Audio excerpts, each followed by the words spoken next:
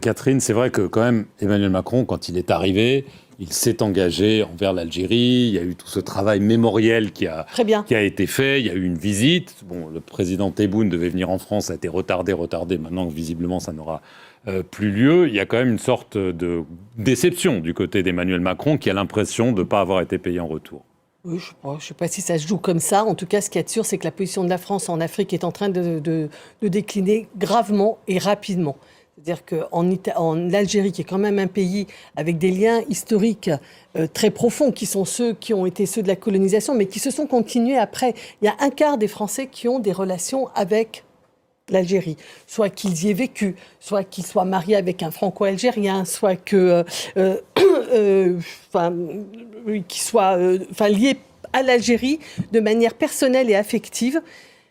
Je pense qu'on ferait bien de faire un peu attention avant de monter la pression comme ça. C'est-à-dire penser qu'on va pouvoir faire des rétorsions, par exemple en réduisant le nombre de visas. Qui sait que ça va affecter ? Ça va affecter les familles qui sont en fait extrêmement liées entre la France et l'Algérie. Et aujourd'hui, c'est ça que je voulais dire, j'étais en train de perdre le fil, c'est que l'Italie est passée devant nous en termes d'échanges avec l'Algérie. C'est-à-dire qu'en fait, la France est en train de se faire sortir de partout, à force de s'imaginer qu'on peut y aller à promettre de jouer maintenant le rapport de force, comme l'a dit Bruno Retailleau cette semaine sur BFM. C'est-à-dire qu'il a dit on ne se fait plus comprendre, on va y aller à la force.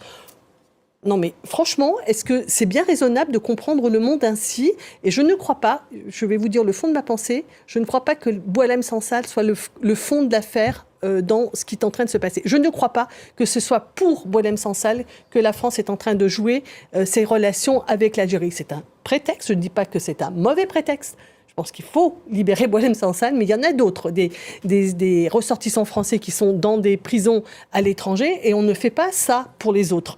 Et là, en l'occurrence, ce que je crois, c'est que Bruno Retailleau a trouvé un prétexte pour développer son discours, qui est un discours de guerre de civilisation contre le monde musulman en général et algérien en particulier.